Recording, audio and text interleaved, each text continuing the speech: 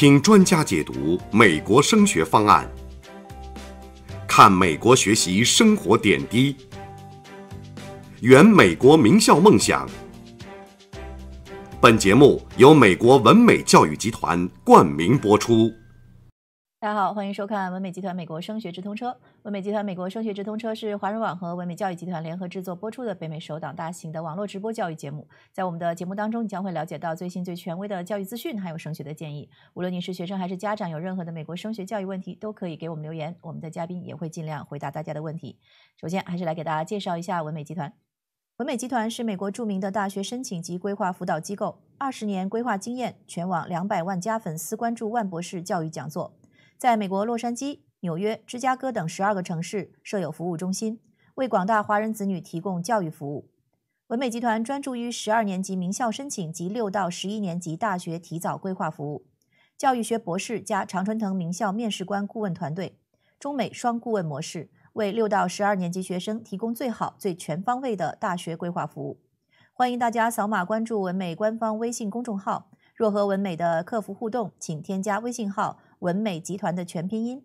文美的咨询热线是18887890942。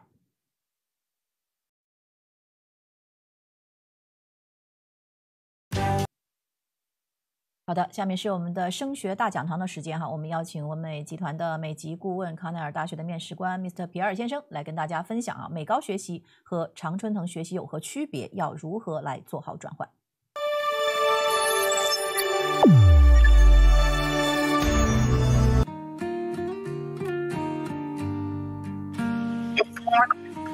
Hi, this is Pierre for May.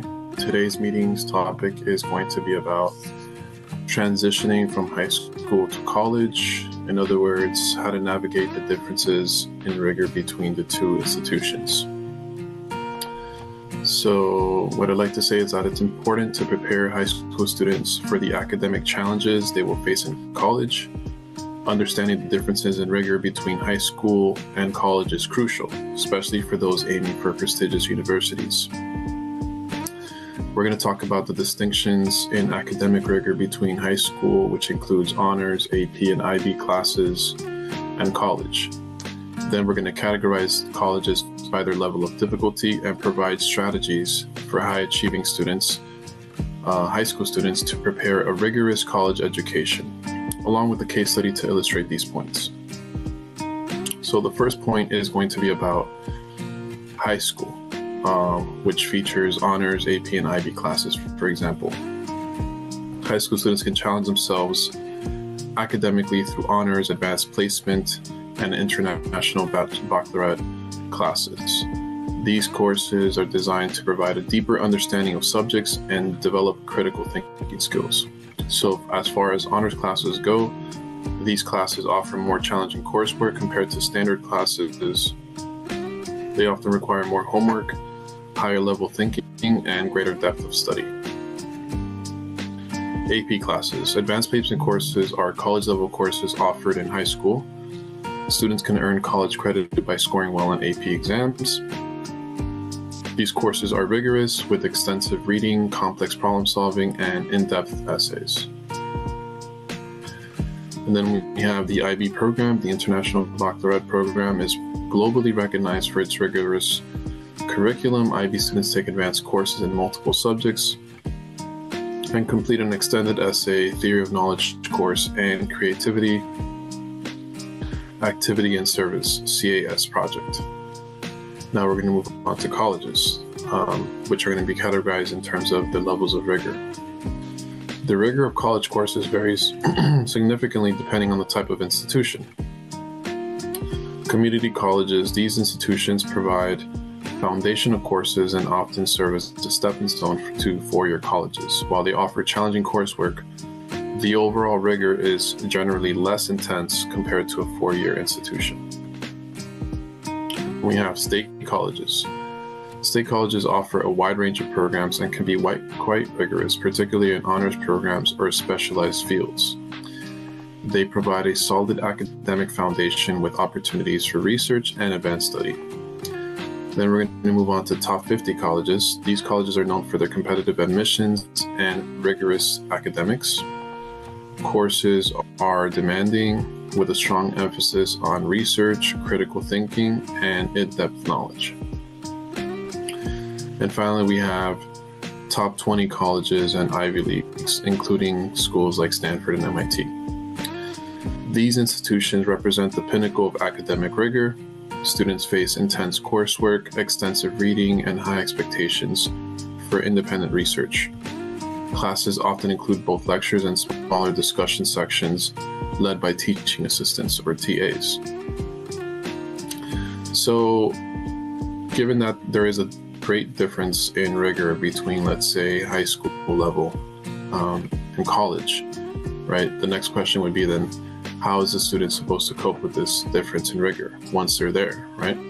So luckily, we're going to be talking about college course structure and support. So these are going to be things that are going to be available to you at most colleges. So as to ease the burden, right? To make the rigor more accessible. In college, the structure and support systems differ from high school. For example, a typical college math course may include, so we're going to look at support structures in college through the context of a student, let's say, taking a math course. So that way we can give context to everything. So lectures, for example, which is where they're large classes where the professor presents them in the material. Then we have sections, smaller interactive sessions led by TAs to reinforce lecture material and provide additional support.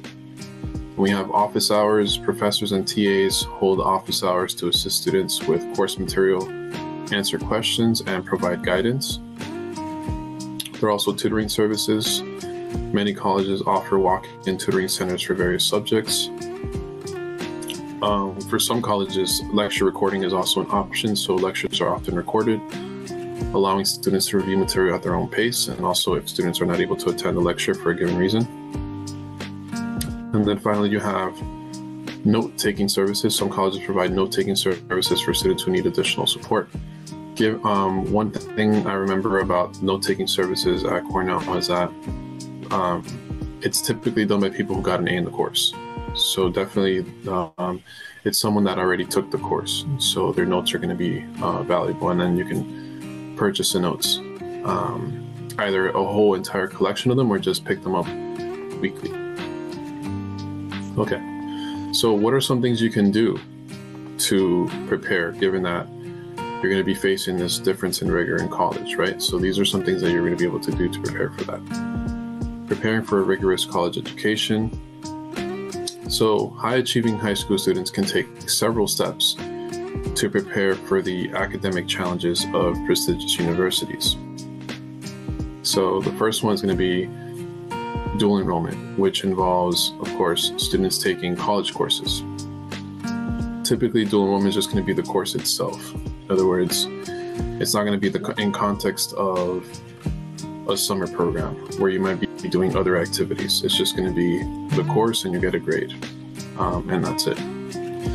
So, you have to search to see whether it's offered at your school, and it's going to be the best experience you can get in terms of preparing for college level work, because you are taking an actual college course with the college professor and with college students. So you can definitely experience what that rigor is like. And typically it's probably going to be the most cost-effective option as opposed to summer programs, for example. So, and then the other thing is that you can also, if you complete enough dual enrollment courses, you can even earn your AA, your Associates of Arts degree, while you're still in high school, which can make you even more competitive to colleges. So I would say that's like the best thing that you can do if you want to sample what that rigor is like. And of course, you should try to do dual enrollment at the most prestigious university you can. So that way it can be closer to being like the rigor that you'll experience at your choice schools.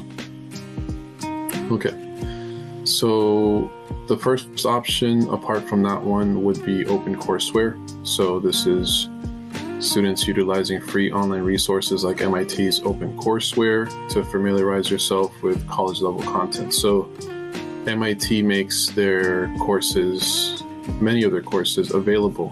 So they'll upload lecture material, problem sets, sometimes the textbook used, homework problems, exams, solutions to everything, recordings of the lectures, and in this way you can pretty much take the course. So it's kind of like a static thing. You can think about it as a reference, but at the same time you can actually learn the material and teach yourself. So they have that available for many types of courses. So the second thing you can do is studying lecture notes. Review lecture notes and materials from different professors to gain diverse perspectives on the same subject. So, for example, let's say you're taking Econ 301, which is intermediate microeconomics, at Cornell, for example. So for this course, you might be able to search online for lecture notes for the same course, but maybe from a different professor in the same semester or a professor from the past. So if you're able to find that, then you can kind of have a second opinion on the material, and maybe you like that professor's style a little bit more. Maybe they explain certain things a little bit better. So that way it can kind of add to your actual notes that you would have. So that's one thing you can do, but also you can see how material is presented. So if you're in high school, you can see how the material is going to be presented to students, like the format, the level of difficulty in terms of what type of presentation materials they use, and how accessible they make the material, like how dependent it is on you having read the textbook, for example. Another option would be summer programs. So attending 4-credit summer programs at top colleges to experience college level coursework and earn credits. So this is kind of like dual enrollment, but typically it will involve more than just the classroom. So you'll be doing things outside the classroom, activities like you can imagine field trips.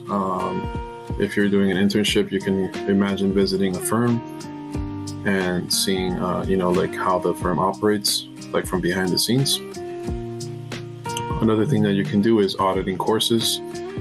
Where possible, audit college courses like Harvard's CS50 to get a feel for the pace and rigor of college classes. So this is going to be essentially experiencing a college course, but for no credit. So a good place to find some of these courses would be, for example, YouTube, where they upload all the lecture material for a certain course. So you can literally just from day one follow through the whole course and take your own notes and basically experience the lecture.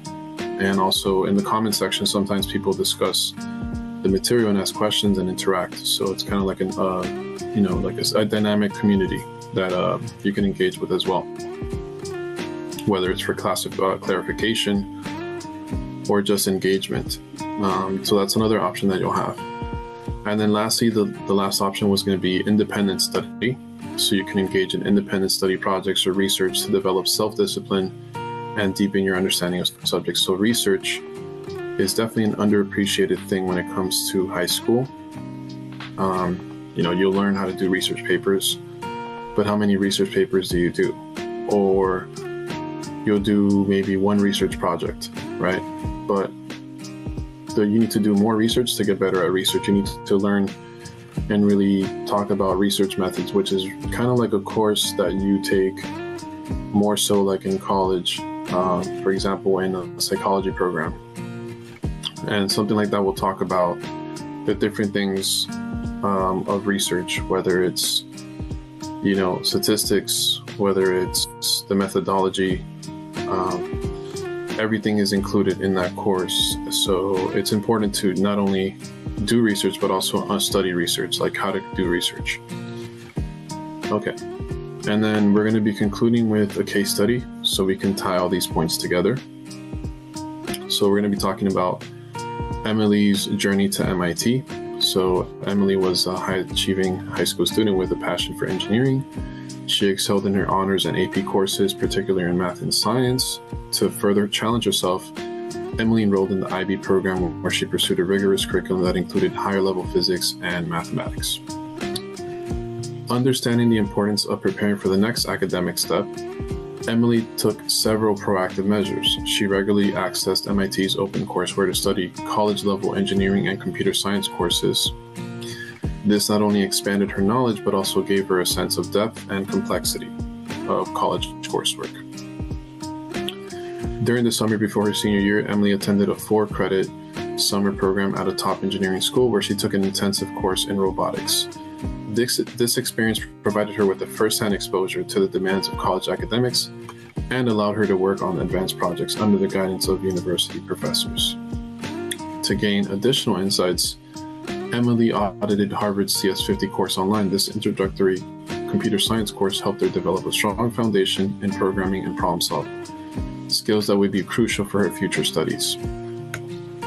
Emily's dedication paid off when she was admitted to MIT. Once there, she found the transition smoother due to her extensive preparation. She took full advantage of MIT support systems, attending professor and TA office hours, utilizing walk-in tutoring services, and reviewing lecture recordings to review her understanding. So in the end, what is the impact? Emily's proactive approach to preparing for college rigor demonstrated her commitment to her education and her ability to excel in a challenging environment. Her experience highlights the importance of leveraging available resources and of opportunities to bridge the gap between high school and college academics. So in conclusion, the transition from high school to college involves a significant increase in academic rigor, particularly for students aiming for top universities. Understanding the differences between high school honors, AP, and IB classes, and the varying levels of college rigor is essential. Colleges, especially prestigious ones, offer extensive support systems to help students succeed, including office hours, tutoring, and lecture recordings. High-achieving high school students can prepare for the challenges of a rigorous college education by utilizing resources like open courseware, attending summer programs, studying diverse lecture materials, dual enrollment, and even auditing courses. By taking these steps, students can build a strong academic foundation and develop the skills necessary to thrive in a competitive college environment. Emily's journey to MIT serves as a compelling example of how preparation and dedication can pave the way for success at even the most prestigious institutions. And that's it for today. Thank you.